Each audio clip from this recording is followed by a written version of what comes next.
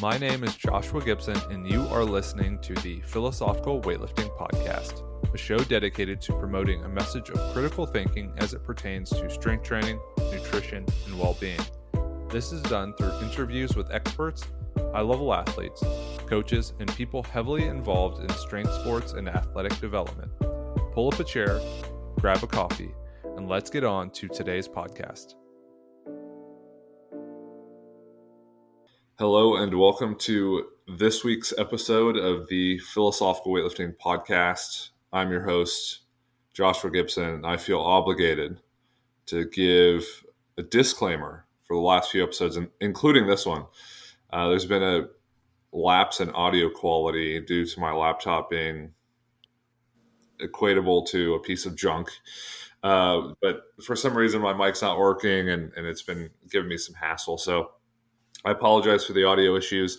If you'd like to help remediate that, you can go to onyxstraps.com, weightliftinghouse.com, Earthfed Muscle, a variety of places, and use the code PHILWL to get 10% off. I will then earn money to put towards a mic and a new laptop. I'm also releasing an ebook called The Art of Shilling that you can pick up because that plug was so seamlessly done that you can learn all of my methods and tricks, and just one low price of $299. You can pick that up today on philosophicalweightlifting.com. Now, Olivia, I've subjected you to the worst intro of all time. How do you feel? I feel okay. It's still early. Yeah. Okay. I try to make my guests feel as uncomfortable as possible before we start so that the show only gets better. Awesome. But in all seriousness, I think you're one of the people who people get into weightlifting and they're like, oh, this is really cool. And then they watch someone like yourself lift and they just think, holy shit. There are very few people like that. I'll say you, Shakasia Johnson is another one of those people where you watch her and you're like, that is abnormal. Like, that doesn't make any sense. I think a lot of people had their minds blown when you back squatted 210 kilos. That was like a absolutely insane lift. So Yeah. how do you feel about the way people kind of perceive you as a weightlifter? Not sure. I mean, it's sometimes weird to think that people view me as that good when I just, even though I've been doing this for a while, it's just, yeah, it's weird to think that people actually think that, because that's what I think of other lifters that I look up to. And it's like, wait a minute. It's kind of changing to where now people are looking at me as a lifter. And it's like, whoa, wait a minute. I'm still looking at other people. Right. How long have you been lifting? Because there's always this weird thing that happens where it's kind of like, you have to develop, it takes time, and then you hit this like critical mass point where it's like, oh, suddenly you're good enough to be recognized by a lot of people, or the sport just like in general, and kind of seen as one of those like figureheads of the person representing, because you think about weight classes and we think about who's at the top, so you almost have like representatives of at 55 or 49 or 45 you have these lifters, at 89, at 96, at 102, you have these lifters. They're really like the people who have separated themselves from the pack. Yeah. You're kind of one of those people. So how long have you been lifting to kind of get to that point where you've been able to differentiate yourself? I started weightlifting, Olympic weightlifting, in 2015, September 4th of 2015, actually. And before then, my parents owned a CrossFit gym up until 2019. So I had experience with a barbell. I had experience with the movements. I walked in to Steve, my coach's gym, and I was like, I didn't say this, but in my mind, I was like, I know what the snatch and clean and jerk is. Like, how much more can he teach me? I literally know how to get I know how to get the bar from the ground overhead. What more is there? And here I am 8 years later, and there's a lot more to it. Yeah. How has it everything been relatively straightforward though, in the sense of like it's been kind of a smooth like seamless journey, and there hasn't been many ups and downs. Just kind of been training consistently and chipping away slowly over time. Yeah, I mean, so I started September of 2015 and I did my first youth nationals in 2016. I got silver to Miss Abby Raymond in the 48 weight class. And I think I totaled like 110 kilos. And then after that, I got invited to the last OTC camp while they still had residents there in 2016. That was like August in Colorado Springs.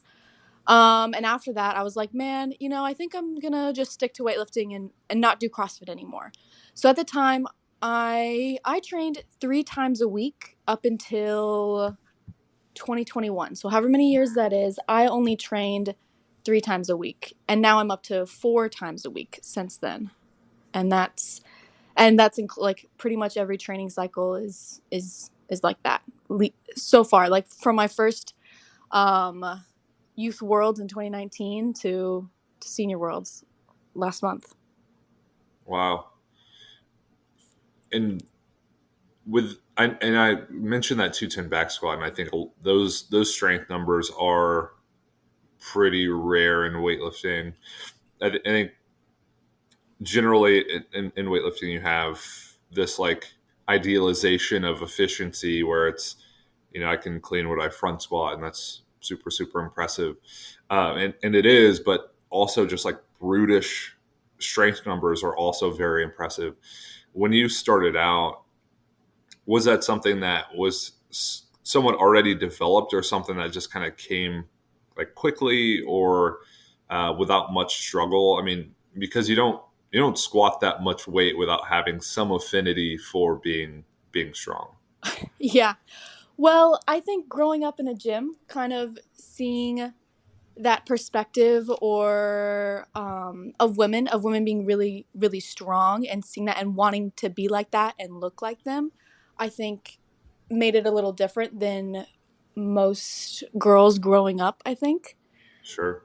Yeah, just wanting to be strong and wanting to look strong and do that. And I think I never really like had a number of like a 210 back squat. That's what I want to hit. It just kind of it happened one day, and before that it was 205. Before that it was 200, and maybe one day it'll be 215. But at the same time, back squats are an accessory movement, and that was just for fun. Yeah. I work really hard to have very little fun back squatting. I wish it were as simple as just like, oh, I just kind of, do it for fun, and crush Yeah, like a, for me it'd be like 320 kilo back squat. Um, yeah, and it was with Kyle Pierce and Pierce Demos, and it seemed like a pretty cool environment to be able to do that.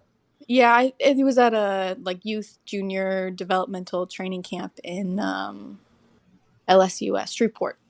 Mm. So I love training camps, especially with the youth and junior crowd, because those are all my friends, and I love it. Is that, I guess, part of what kind of pushed you to even put that weight on the bar? Like, is there kind of a backstory to it, or was there just you had your program? There's a sheet of paper that said back squat to a one rep max, or even had weights. Maybe give us some details on what that looked like. Well, funny thing is, Steve, my coach, he doesn't write out my workouts ever or at all. I don't know what I'm doing till I walk in the door that day. I have an idea, like I'm gonna snatch, I'm gonna clean and jerk, I'm gonna squat. Is that a power snatch? Some variation? Is that clean, power clean, clean jerk, whatever? Front squat, back squat? I don't know until I really walk in. So like I'll have an idea, and I knew we were gonna do some heavy back squats, but I didn't know, and we did like sets going up to that until it was like, man, 190, that was moving really fast. Let's go 95, then 95, 200, whatever. So I didn't know the plan. No real backstory other than it was a good day and I took advantage of that. Yeah. What's Steve's last name? Steve Fowler.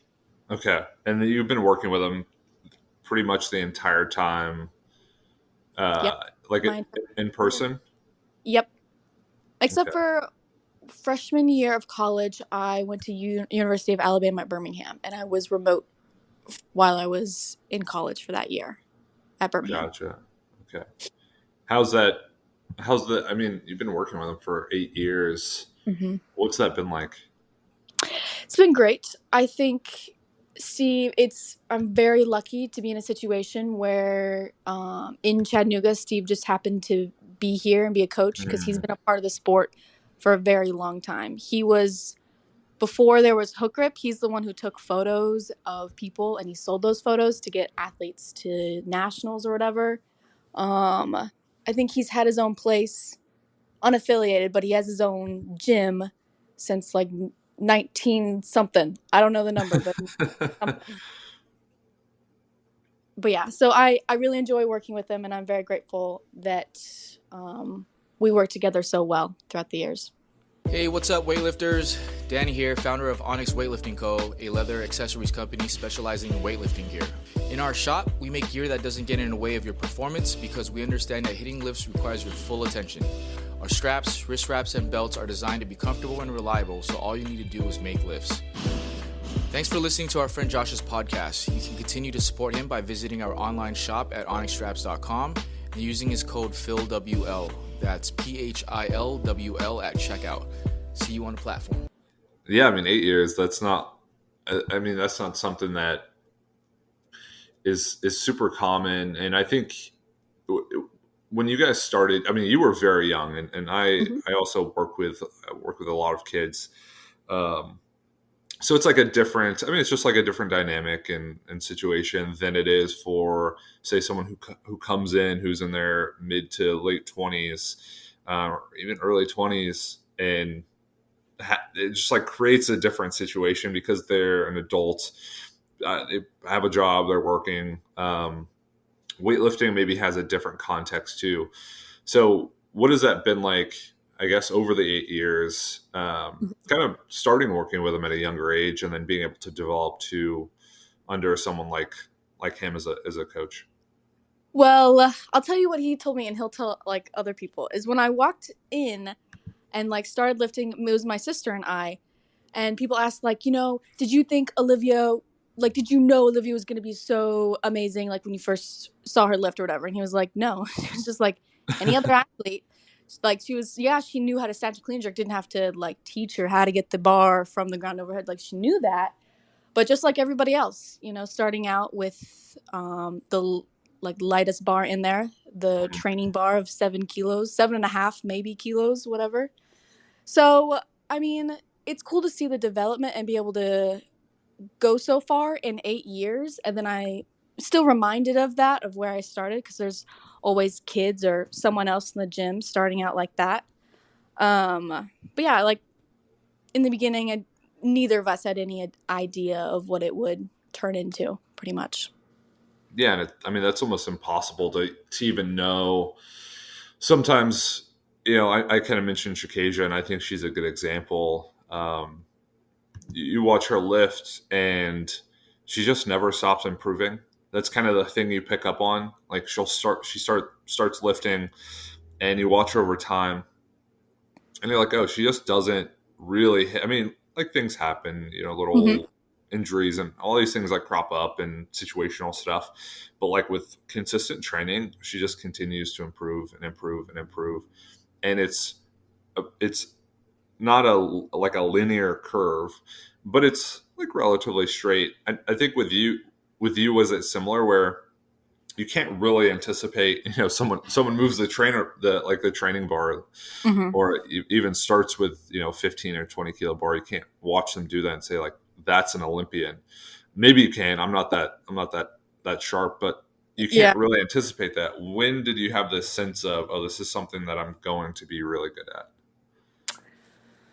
I'm not sure when I had a sense of that. I think maybe I enjoyed it. I enjoyed competing and training so much that I wanted to take it more seriously. And through that, started making international teams and seeing people with other who are in the same boat as me, same age, same, like they're going to school and they still choose to train and do other sports or whatever, and how much I really loved weightlifting, and that's what I wanted to do as my sport, and just turned into well, now I'm making junior teams, now I'm making senior teams, and just continuing to love what I do, really. And then that I get to go and try for the Olympics, I think is huge. Yeah. When was that? Did that ever like creep into your head of that being a possibility, or was that like a kind of recent development? I'd say that's fairly recent, like within the last year of Olympic qualifications um, of actually thinking about that. Yeah. I wonder, like with people who start, a great example is Max Ada. He got into weightlifting because he was watching Naim Suimanalu at the Olympics and was like, oh, this is really badass. And I think there was a long stretch of time where he really really wanted to either go to the Olympics or coach someone at the Olympics. Um, and that has like high prestige because it's such a driving force behind him getting in the sport. With someone like yourself, where it's a recent kind of like conceptualization of, oh, I can do this. This is a possibility. Does it feel as like as as grand or as big as for other people who maybe start their weightlifting career or their sporting career with this kind of idea of the Olympics? What does that really represent to you? I think it just represents that talent can only get you so far, and hard work is what makes up a lot of people on any team, Team USA in particular. A lot of people like to think like, oh, there must be like so much talent up there, and it's like, yeah, Mm, there is, but talent only takes you so far. And at this level, people aren't just getting by off talent. It's a lot of hard work and the choices and the sacrifices that they make to be a part of this team, to go to the Olympics, and the things that they're willing to do for that. So I think a lot of people, yeah, they just assume it's talent or something like that, and it's not for a lot of athletes.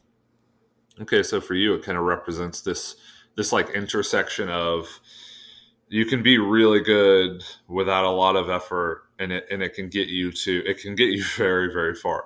But to reach the pinnacle of sport, everything has to come together. Everything has to be in alignment, and that's if you do that, that showcases exactly what you just mentioned, which is like all this work, all this time, all this talent. It came together and allowed you to compete at the highest level. Yeah, I would agree. Very cool. That's really exciting. Do you guys have any plans as to what that like path looks like? Is it, like how For like, long term is this plan? Yeah. I mean, like how long term is weightlifting really? how long do I plan to be weightlifting? Yeah, like I mean, what's your competitive plan if you guys have one? Um, I don't think we have one. I would lift until I think I don't find any joy in it anymore as a competitor, Hmm. pretty much. My plan is to do as many competitions as I make because I enjoy competing, and traveling international is fun, and just keep doing it. I wouldn't say there's a plan of like at this date I'm done. I Hmm.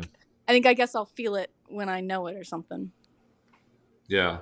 How old are you? I'm 20. Okay, 20. So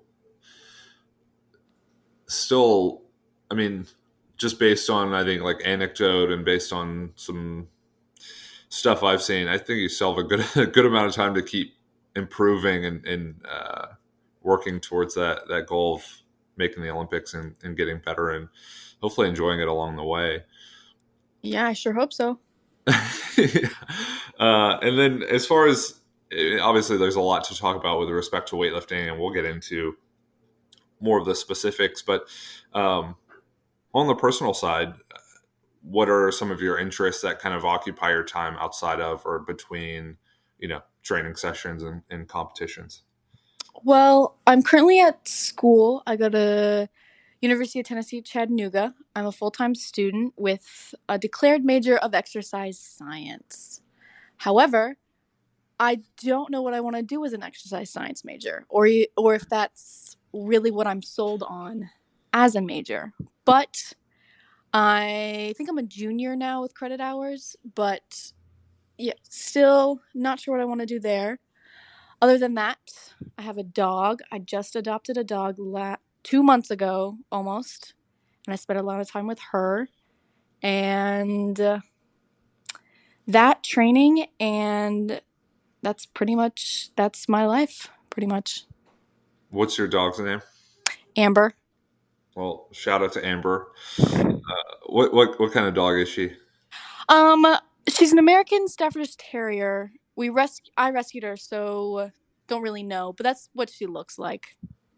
Okay, and then as far as the exercise science thing goes, I think this is kind of informative because definitely have a lot of people listening who are at all stages of their uh, academic Hmm.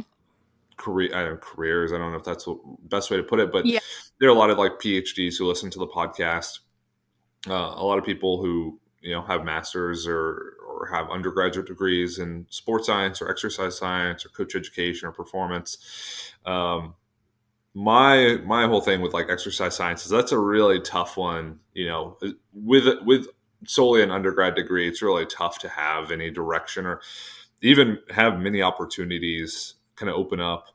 Um, is that yeah, well, that sounds like a very pessimistic lead into this question, but with that, is it something where it's like it's a natural intersection of you competing in weightlifting, you being around lifting for so long that it just kind of felt natural, and then kind of trying to navigate off the back end of that is sort of what makes it hard to know if this is the right move. Definitely. I think I picked it because of weightlifting, because that is a field I think that I know a lot about, and it's supplemental information into lifting that I can tie the two together.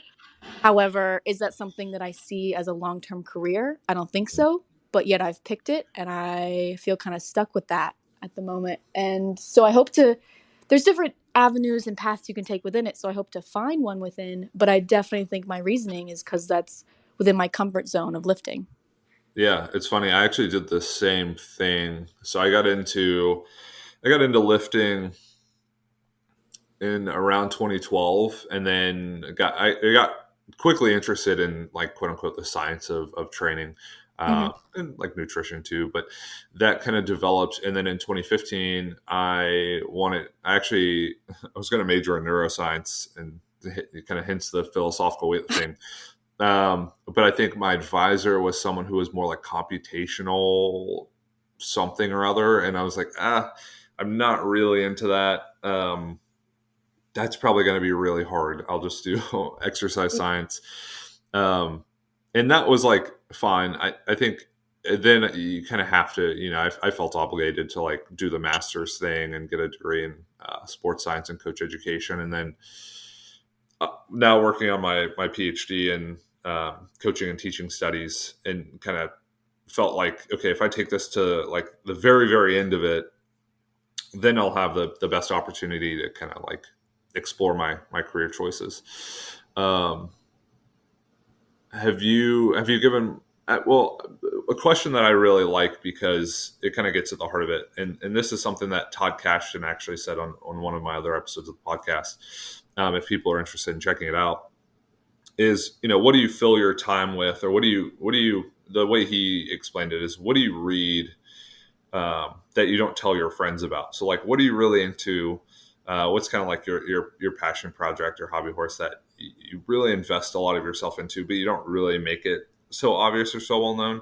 For him, that was psychology. He loved reading books on the psychology of love and relationships, and understanding like curiosity and what it is.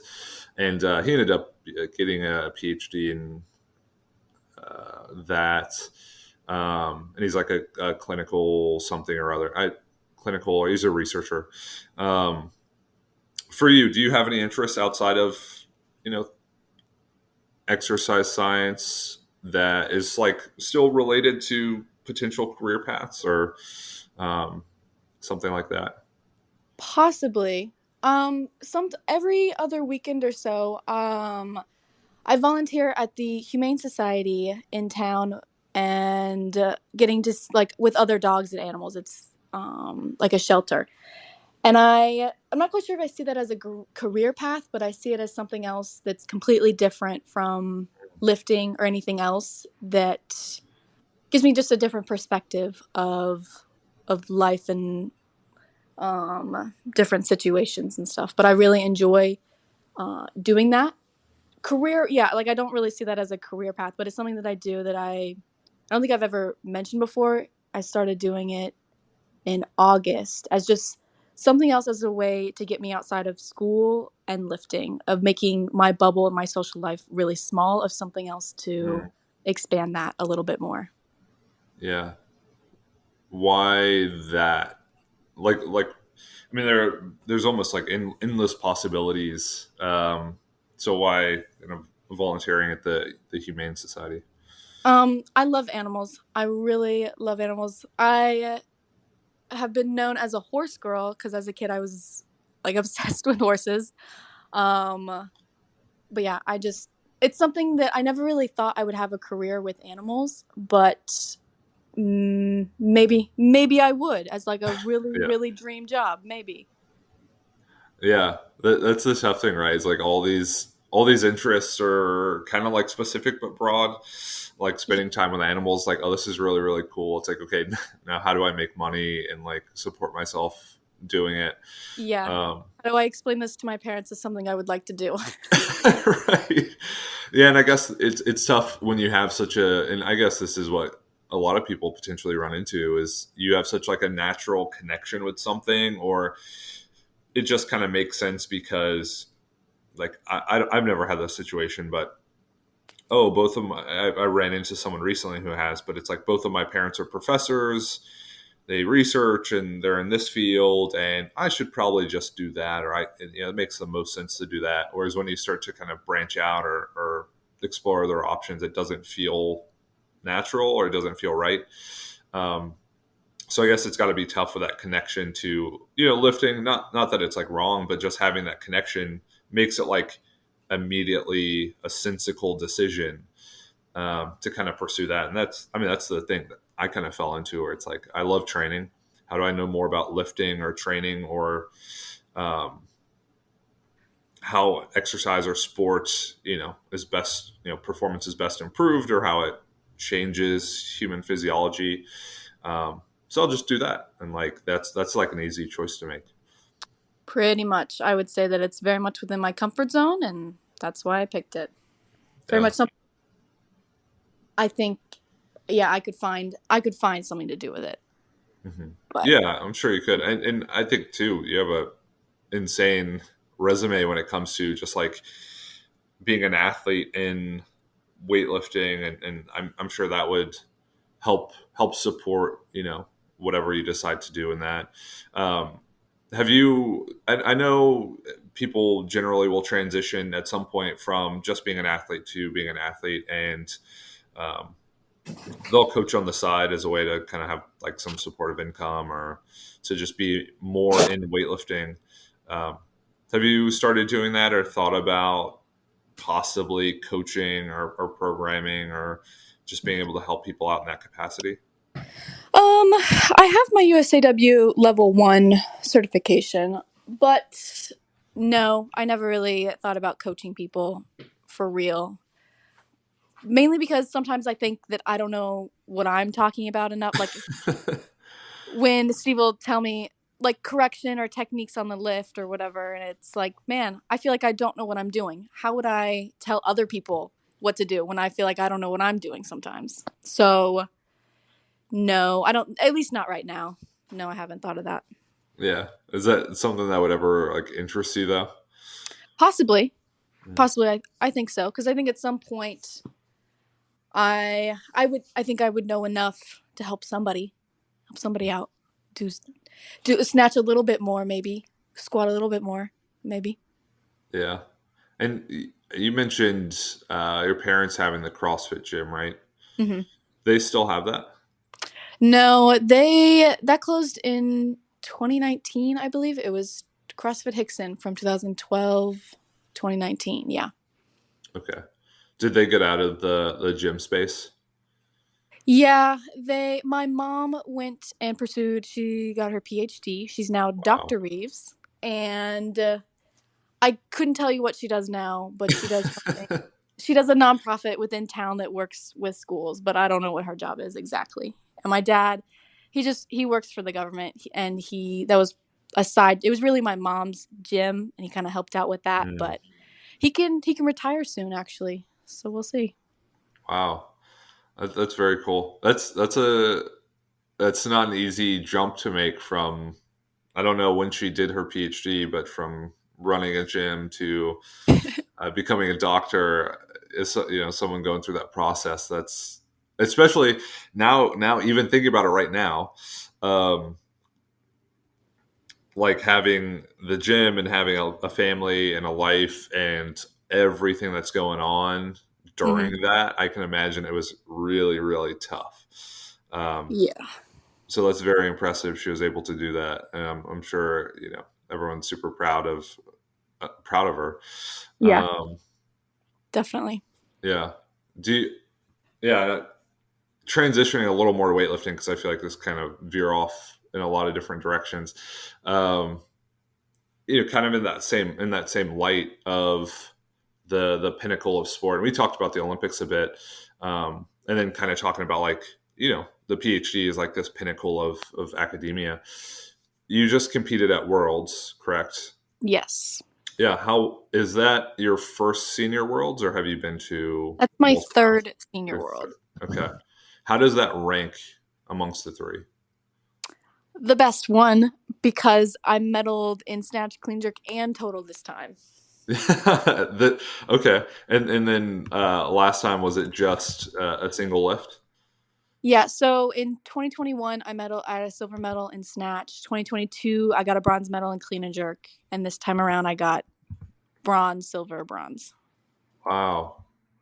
How does it rank? I mean, obviously it's your kind of like your best performance to date, Yeah. um, and then you have that kind of like first world, which has to be just like an incredible experience because you've never been there before or haven't been able to experience, and then you are able to kind of realize that. Um, do you feel like more prepared? I mean, there's so much time in between, and then you've had more international competitions. So, how ready did you feel for this competition? Well, I felt pretty ready because when I compare my past couple worlds experiences in 2021, that was like year of the Olympics, and so like half the people didn't show up. And it was kind of like I got silver, but it was half the people, and it just didn't feel really real. And it also was in Uzbekistan, Tashkent, Uzbekistan, at the same venue, same hotel that I was at earlier that year for Junior Worlds. So it really, I'd already kind of been there. They just changed the colors of the background. So it felt not too, not as big as like everybody makes out of Senior Worlds to be, Mm, granted, because it was 2021. So in 2022, and that was being the first Olympic qualifier ever, that was big. I still don't think I was as nervous as I was in 2021, though. But for the 2023, the last Worlds in Saudi Arabia, um, in my training camp in Paris, I think I was pretty nervous leading up to it, anxious even. mm. But then after a couple training sessions there, I felt pretty calm and just ready to kind of get it over with. I had been gone for like 2 weeks after that, and then I was ready to go home. Yeah, I was kind of as you were kind of walking us through that, I was actually watching some of your attempts, and I guess it's got to be insane to think that in the top three in the world. I mean, because I think when I kind of introed the show, I was even more just referencing kind of in the nation, but top three in the world to be kind of ranked right there. Um, how does that feel? I mean, as someone who started 8 years ago and had the lightest bar in your hands, and then kind of working up to the heaviest bar in the world, how does that feel when you think about it and talk about it? It's pretty crazy, but also I don't think I've been able to know anything different. Like I was ranked very highly as a youth, and I was ranked very highly as a junior, and now I'm ranked very highly as a senior. So I don't feel like, I don't know if it resonates as much because Mm, I don't know any different with that. yeah. And coming off the back end of this, what are some of the plans heading forward? And what do you generally do after a major competition? I know some people will, for example, you have someone finish a 12-week block or like a 16 or 20-week like program, and then compete, and then they get a week off, and then it's okay. Here's the transition into prepping for X meet at this point. Have you guys kind of discussed what the like shorter term future kind of looks like, and then maybe medium term future? Yeah, I mean, so I competed on Wednesday, flew back home on Thursday, and then I went to training on Friday again and just got Oh, right back into my routine of Monday, Tuesday, Wednesday, Friday. That's when I train. So next competition is Pan Am Games. I leave October 15th. Very quick turnaround, but it'll be more of a train through fun meet because I don't, first of all, I'll be as an 81, not a 71. And it holds no bearing over Olympic qualification in any way for me. So it's just for fun. It'll be a cool competition to go to because it's a games event, and I went to junior Pan Am Games a couple years ago, but I haven't been to a senior one. mm, But other than that, I will keep training for Qatar. That's the next big one where I hope to snatch 113. wow. Yeah. That. And when is the meet in Qatar? December 4th through 14th, I believe. Okay. So yeah, these are all quick turnarounds, and I feel like that's kind of been the story for a long time now. And I say a long time, but like in recent memory, it's been really quick turnarounds for a lot of these major competitions, especially as the qualifying procedures have changed and Mm-hmm. continue to evolve. Um, where it's having to go to a certain number of meets or at least attending or weighing in, and then it's okay, well, it's posting the biggest total and getting the most shots at them. How has that felt on your end, being the person who has to adhere to all of these changes and adjustments to the qualifying procedures, and um, kind of like the hoops you have to jump through to be able to make it to certain events or to try to qualify for the Olympics? Um, well, it's a lot. I think most competitions I've done in a year ever. But at the same time, I don't know anything different. I didn't have any part in the qualification last year to know what it was like as an athlete. I like this process more just from, it just seems more based on the athlete and making lifts and less of a strategy of points and stuff. Um, but overall, I feel fine. I train 4 times a week and I'm 20 years old. I don't feel super super worn out. Yeah, I get tired and a little bit of burnout sometimes. I think that that's pretty normal at this level. Um it's nothing nobody hasn't experienced before, so just just keep going. Yeah, that's a great way to describe it. Is it's like, oh, it's almost typical, and not typical in a way where it's like it should be celebrated, but it just should be expected It just more than anything. Yeah, it just is what it is. Yeah, and uh,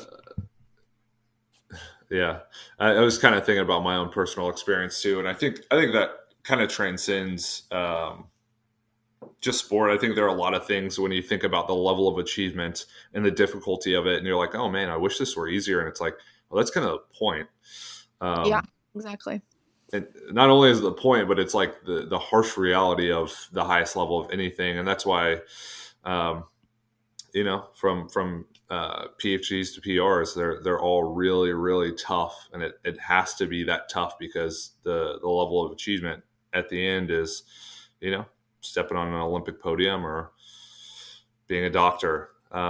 And then Yeah. the one thing I did want to kind of just touch on, because I think a lot of people listening have multiple obligations, kind of like you do, where it's school and sport, and maybe coaching too, and then maybe it's something on the side. How do you manage the travel and the competition schedule with schoolwork and school, just kind of more generally? Because I mean, I'm sure it's not easy, but like, what's your kind of way of going about that, especially with all the like the recent travel? Yes. Well, so starting out freshman year, I was completely in person, like normal college, whatever. And then as the semesters and years go on, I took one online course, then had three or four in person, and then now like two more. So now three of my four classes, as I stay part time, just barely to get to keep my transfer scholarship. I'm full time, but three of those are online, which makes Mm, it a lot easier to travel and still meet deadlines. I just have one in person class that I have today, actually, in an hour. But which and the professors are usually very understanding. Because I've had a lot of people ask of like sometimes professors don't like student athletes because they think that they're given an easier time or more advantage. But I have no affiliation with UTC as a weightlifter other than I'm a student there that happens to be a weightlifter. So it's not. I've never had any problems of like taking midterms early, finishing final exams before I leave or whatever. I've never had a problem.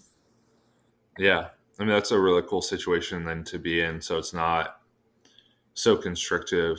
Um, what people are going to be curious, and I think they're going to be really upset with me if I don't bring this up.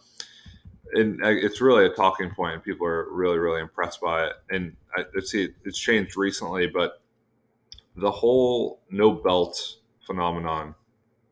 Yeah. Is that something you could explain? Sure.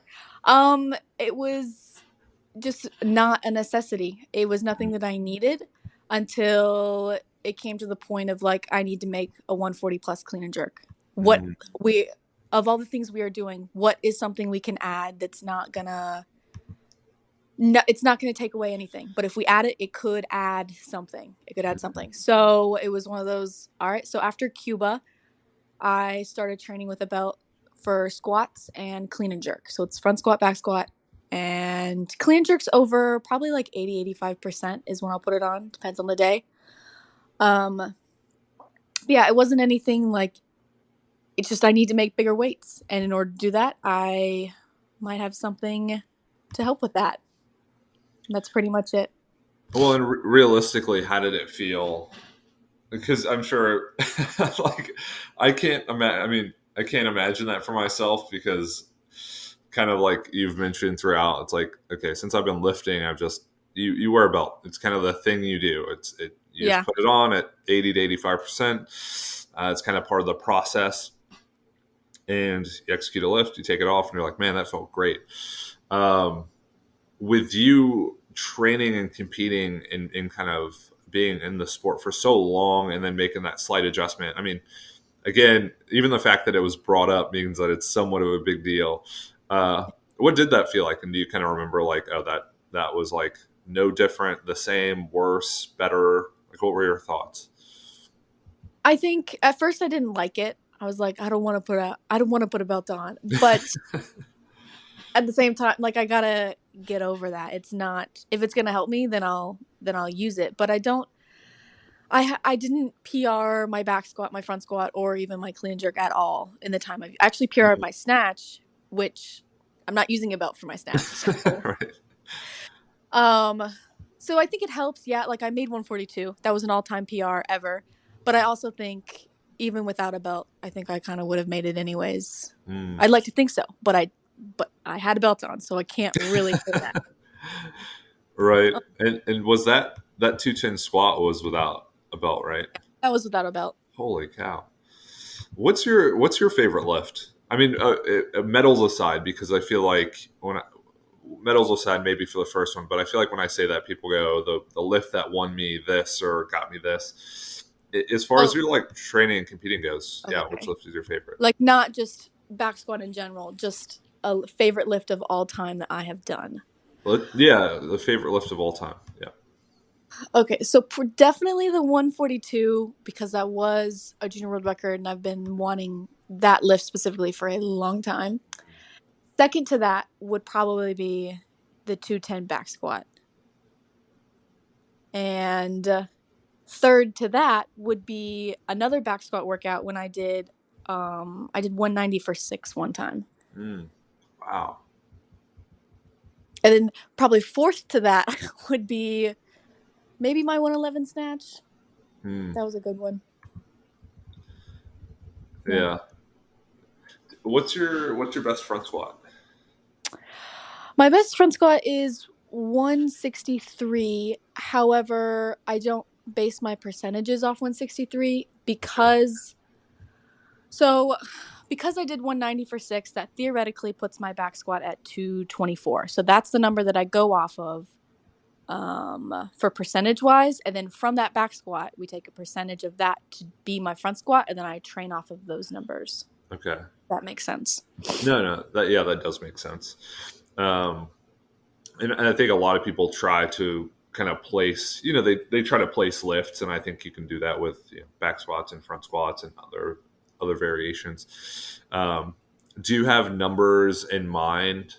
Because you just kind of mentioned some of your favorite lifts that you've done and the reasons why. Do you have lifts that you'll need to do or you want to do to be able to, say, clean and jerk 145, snatch 115, 118, front squat 170? Do you have numbers in mind that, like, oh, this is kind of what it's going to take or what we're working toward? Or is it more so if you in this, it always boils down to this, but if you just put more weight on the bar, you're going to be better than you were? Yeah. Well, I think it's a little bit of combination of just gaining confidence with the bigger numbers because I can squat. My strength is there. That's not the issue. I don't have trouble getting up out of a front squat, getting stuck in a clean. Like, that's not an issue for me. It's making the jerks. It's just technical issues and being more comfortable with heavier weights to get the confidence to then be like, man, I did 108. I'm going to go 111 today instead of 110 kind of deal. And just be more comfortable with the bigger numbers, especially in snatch, I think. Yeah, and those lifts have to be tricky because the technical aspect is so important when you're just like a brute. And I being a brute isn't like you squat a tremendous amount, so the technical points are really, really magnified with those weights. And I know for me, like, I had a week where I front squatted 150 and then cleaned 150 in the same week, and the front squat was like a max.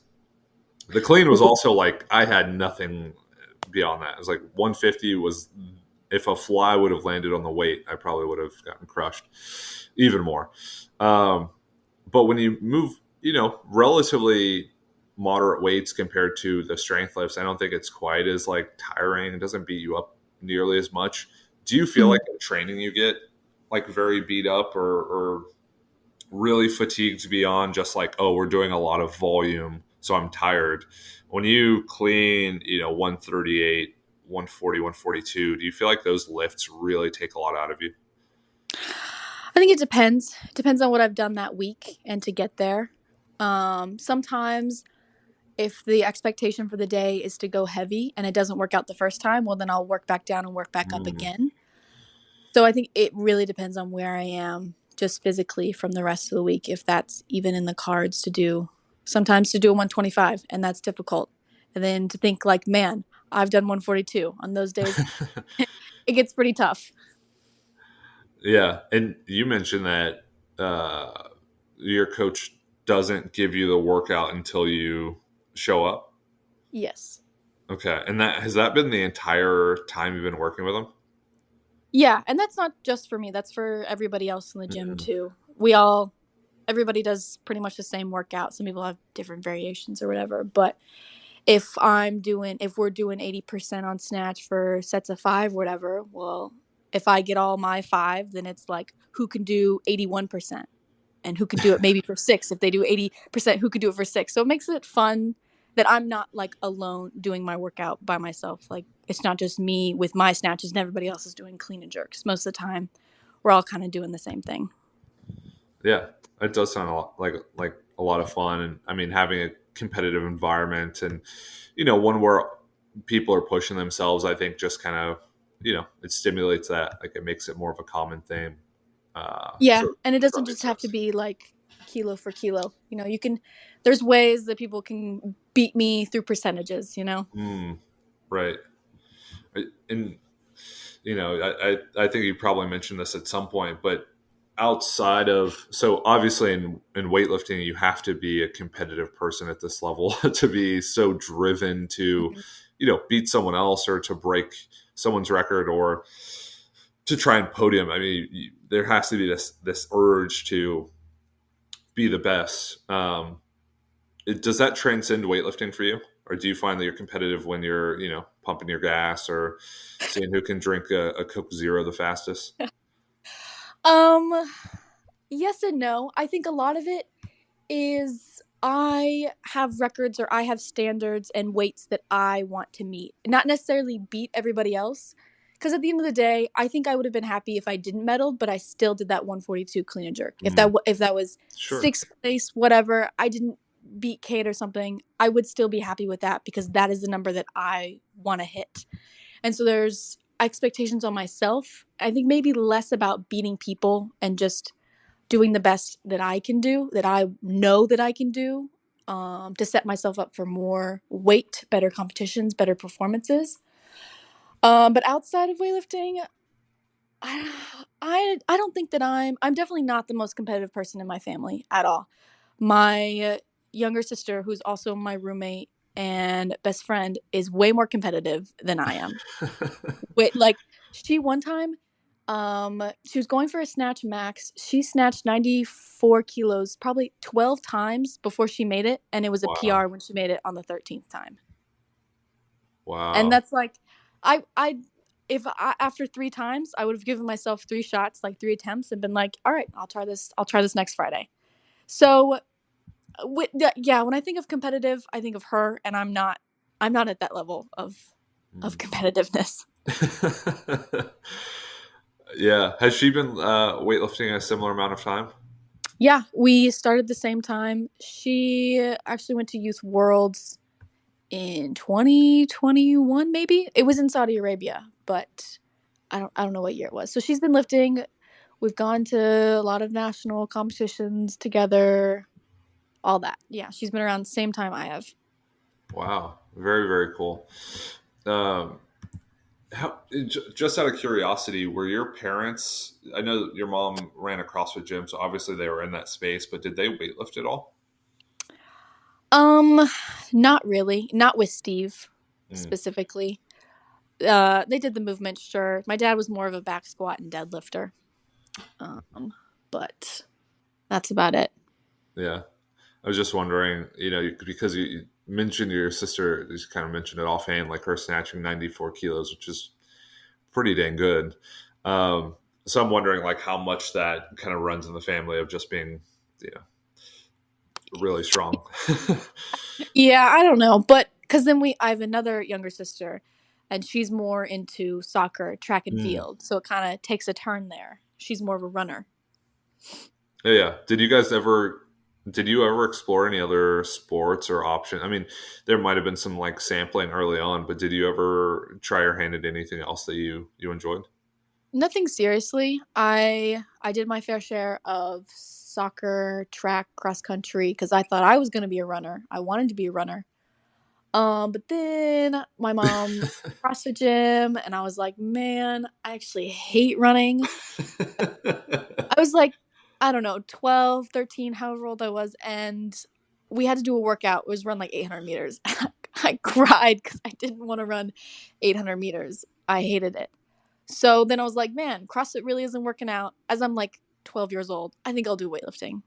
Okay. I mean, weightlifting is maybe powerlifting is the slowest sport known to man. I mean, like if you've ever been to a powerlifting competition, anyone who has been to a powerlifting competition will say that because it's one like 10 to 15 minutes, 8 to 12 minutes between attempts, and then there's breaks between lifts, and depending on the time, the number of sessions. Um, and then there are 3 lifts, and everyone takes an attempt, and then it cycles back through the order, and it cycles back through the order. So, I mean, powerlifting meets take 3 to 5 hours. and that's for 9 lifts. So like Yeah, that sounds that's exhausting. that's very slow. That is So a we, for yeah, me. yeah, yeah. And weightlifting is very, it's much quicker, but I think it's a really, really slow sport in the sense of like you can sit down, you can collect yourself. Um, you can pace it differently. There's not like you're not going on a whistle. You're not going on a clock. I mean, when you compete, you are, but like in training, you're not really going on a clock or trying to Yeah, prioritize that. So, um, yeah, that makes yeah, sense. Why, if you don't like running, you'd go for weightlifting. yeah, or even just from a perspective or a spectator perspective, it's slow. You're literally just Yeah. watching one person come out, make or miss a lift, the next person come out, make or miss a lift. A lot because people who watch sometimes just don't have any like the scoreboard. Like, what does that mean? They don't. Do you like watching weightlifting outside of like competing and training? Yeah, I enjoy watching it, especially because I know what's gonna go on, and I feel like I can predict. I think they're gonna go 189 or whatever Mm. next. But I enjoy going and watching all the sessions internationally. That's that's a lot of fun to go and also just cheer on other people who are competing that we have in that weight class. Mm. Do you have favorite? Do you have favorite? I want to say favorite weightlifters, but then I try to make this like a national versus like international question. So, do you have some favorite weightlifters who are maybe like in the states, and then do you have some you like to watch more internationally? Yeah, I would say, of course, Miss Manny Rogers. Mm. Um, of course, Kate and Meredith too. Really, everybody on Team USA for the women's side too, and of course, Hampton Morris. He's always fun to watch when he makes his snatches. Oh my gosh!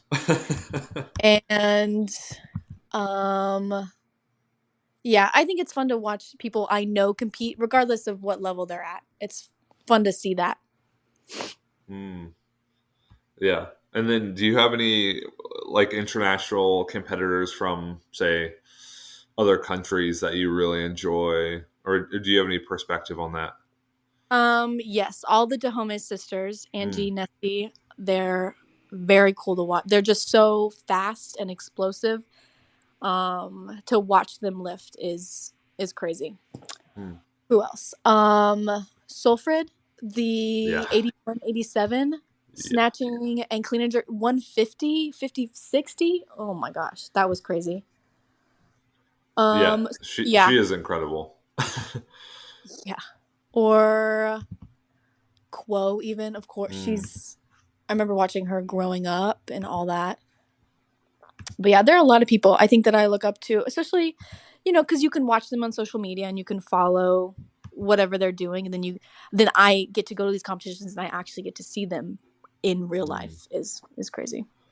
Well, I mean, you get to see them. Have you thought about people, and it's confined to a weight class or weight classes, but have you thought about people that you want to compete against or love competing against? And because you mentioned a few people who like, oh, if they're, 71, 76, 81, maybe brush shoulders with them at some point. Yeah. Um, I don't know. I haven't really thought about that, but I would love to compete with anybody really. I think I enjoy competing, and that's fun, no matter who it's against. And some people are just like, I'm still friends with Meredith and Kate regardless of if we're all going for the 71 spot. It's not like it's Kate's fault if somebody doesn't make it, or it's Right. Meredith's fault.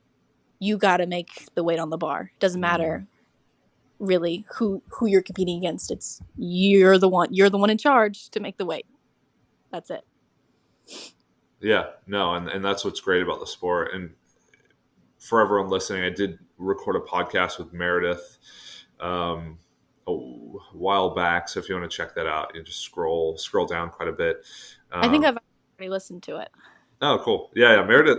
It's one of those things where I come into these podcasts and it's, our interaction is super brief. It's like, hey, do you want to come on the podcast? We can chat about weightlifting. Um, and then it's like, okay, well, in an hour, I'm gonna be able to know the person better than I know most people. Yeah. So it's cool to get to know Meredith and share our interests on the podcast. And kind of same to you. It's like I've seen a bunch of your lifts, and I think the one that really stuck out was that 210 back squat. Holy Yeah. crap! So it's nice to be able to put some more like perspective behind all that and background and get to know you more. And I'm sure everyone else feels the same way, where they're going to reach out and they're like, "Oh my god, listen to the podcast! Absolutely loved it." I hated the host; he was terrible, but you did a great job, Olivia, and I can't wait to keep watching your journey in weightlifting. Yes. But I know you don't do coaching either. But if there are companies or businesses, or if you have I don't know, if you have some way of just getting money from people for free, where can we direct them to kind of keep up with all your lifting and to support your journey to an Olympic Games? Really, just my Instagram. I mean, I don't post a whole lot training wise or anything, but that's probably where I stay the most up to date is my Instagram. Okay, awesome. And it's a great Instagram in the sense of like there there are a lot of good lifts, a lot of really heavy lifts, a lot of like weightlifting specific posts. So if you're a fan of weightlifting, if you are a tried and true, dyed in the wool weightlifting enthusiast, go to Olivia Reeves .71. Yeah. And you can check out all this lifting, especially the lifting from Worlds, which is really great. I love the collaboration feature because you get all things gym, IWF, the Power Institute, Hook Grip, and they have and hey, the most important and the best one, Weightlifting House. Yep. And then you get their features, and they're really, really cool.